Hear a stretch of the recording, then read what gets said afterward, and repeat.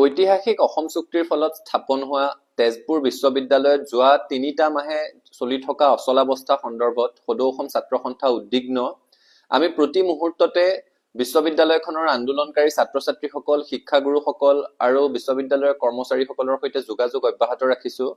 এই আন্দোলনটোলৈ সদৌ অসম ছাত্ৰ সন্থাই ইতিমধ্যে আমাৰ সম্পূৰ্ণ সমৰ্থন ঘোষণা কৰিছো। কাৰণ খুব যুক্তিসংগত কেতবোৰ দাবী লৈ বিশ্ববিদ্যালয়খনৰ গোটেই পৰিয়ালটোৱে এই আন্দোলনত অংশগ্ৰহণ কৰিছে।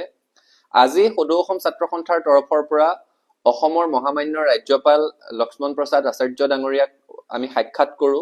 সাক্ষাৎ কৰি তেজপুৰ বিশ্ববিদ্যালয়ক লৈ কেতবোৰ দাবী সম্বলিত আমাৰ এখন স্মাৰক পত্ৰ তেওঁক প্ৰেৰণ কৰো আৰু গোটেই বিষয়টোৰ সন্দৰ্ভত তেখেতৰ সৈতে বিস্তৃতভাৱে আলোচনা কৰো। তাৰ সমান্তৰালভাৱে অসমৰ মাননীয় মুখ্যমন্ত্ৰী গৰাকীলৈ আজি এখন জৰুৰী দাবী পত্ৰ আমি প্ৰেৰণ কৰিছো।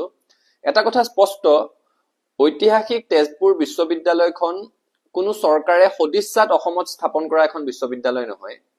অসম আন্দোলনৰ ফলশ্ৰুতিত 860 গৰাকী শ্বহীদৰ ত্যাগ, অসংখ্যজন নিৰ্যাতিতৰ ত্যাগৰ বিনিময়ত অসম চুক্তি হৈছিল।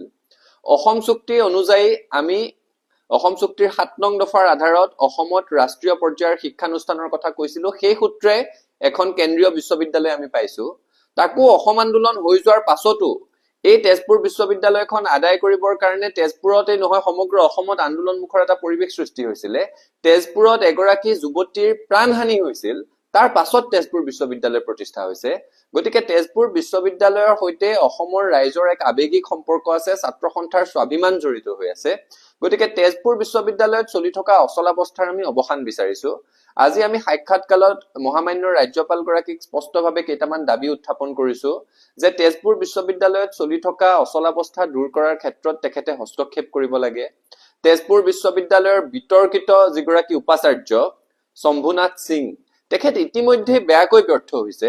তেওঁ আৰু কোনো কাৰণতে বিশ্ববিদ্যালয়ৰ উপাচাৰ্য হিচাপে কাৰ্যনিৰ্বাহ কৰাৰ সুযোগ পাব নালাগে। তেওঁৰ বিৰুদ্ধে বিহিত ব্যৱস্থা গ্ৰহণ কৰিব লাগে। একে সময়তে তেখেতৰ বিৰুদ্ধে যিসমূহ ৰাজহুৱা অভিযোগ উত্থাপন হৈছে, বিশ্ববিদ্যালয়ৰ ছাত্ৰ-ছাত্ৰীসকলে ইতিমধ্যে নিজৰ অভিযোগবোৰৰ বিপৰীতে যুক্তি সহকাৰে তথ্য তেওঁলোকে দাঙি ধৰিছে, প্ৰমাণ দাঙি ধৰিছে।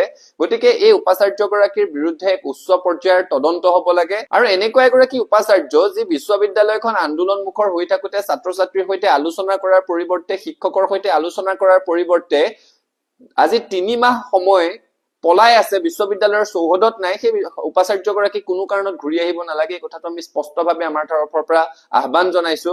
একে সময়তে এই বিশ্ববিদ্যালয়খনত এক সুস্থ শৈক্ষিক পৰিৱেশ আৰু সুস্থ গণতান্ত্ৰিক পৰিৱেশ বাহাল ৰখাৰ স্বাৰ্থত ৰাজ্যপাল গৰাকীয়ে যাতে হস্তক্ষেপ কৰে তাৰ কাৰণে আমি দাবী উত্থাপন কৰিছো। একে সময়তে ছাত্ৰ-ছাত্ৰীসকলৰ যিটো এটা দীৰ্ঘদিনীয়া দাবী, এই আন্দোলনটোৰ আৰম্ভণিৰে পৰা আৰু তাৰো আগৰে পৰা এটা কথা স্পষ্টভাৱে ছাত্ৰ-ছাত্ৰীসকলে কৈ আহিছে যে তেজপুৰ বিশ্ববিদ্যালয়ত এখন গণতান্ত্ৰিকভাৱে নিৰ্বাচিত স্বতন্ত্ৰ ছাত্ৰ একতা সভা লাগে। সেই কথাটো আমি আজি দাবী আকাৰে উত্থাপন কৰিছো। এটা ঐতিহাসিক ছাত্ৰ আন্দোলনৰ ফল, অথচ তাত বছৰ বছৰ ধৰি ছাত্ৰ-ছাত্ৰীৰ গণতান্ত্ৰিক কণ্ঠক প্ৰতি মুহূৰ্তত পদানত কৰি অহা হৈছে, যিটো কথা ছাত্ৰ সন্থাই কোনো কাৰণত সমৰ্থন নকৰো। আৰু ছাত্ৰ সন্থাই সেইকাৰণে এখন স্বতন্ত্ৰ গণতান্ত্ৰিকভাৱে নিৰ্বাচিত ছাত্ৰ একতা সভা যাতে গঠন কৰা হয় তাৰ কাৰণে দাবী জনাইছো। তাৰ কাৰণে প্ৰয়োজনীয় আইন সংশোধন কৰিবৰ কাৰণেও আমি দাবী জনাইছো।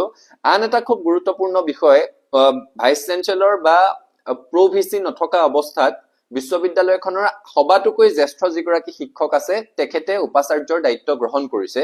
আৰু তেখেতে উপাচাৰ্যৰ দায়িত্ব গ্ৰহণ কৰাৰ পাছত ইতিমধ্যে কিছু শান্তিৰ পৰিৱেশ ঘূৰি আহিছে। ছাত্ৰ-ছাত্ৰীসকল পৰীক্ষাগৃহলৈ উভতি গৈছে, পঢ়া শুনাৰ কাম কাজ তেওঁলোকে আৰম্ভ কৰিছে।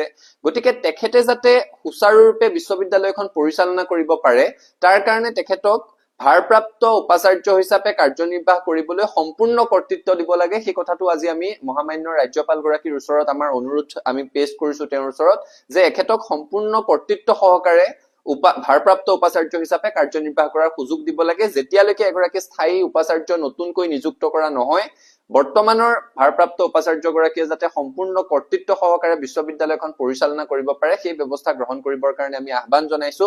আৰু আকৌ কৈছো, তেজপুৰ বিশ্ববিদ্যালয় এটা ঐতিহাসিক আন্দোলনৰ ফল। তেজপুৰ বিশ্ববিদ্যালয়ৰ সৈতে অসমৰ জনতাৰ স্বাভিমান জড়িত হৈ আছে। তেজপুৰ বিশ্ববিদ্যালয় আমাৰ গৌৰৱ আৰু আমাৰ স্বাভিমান।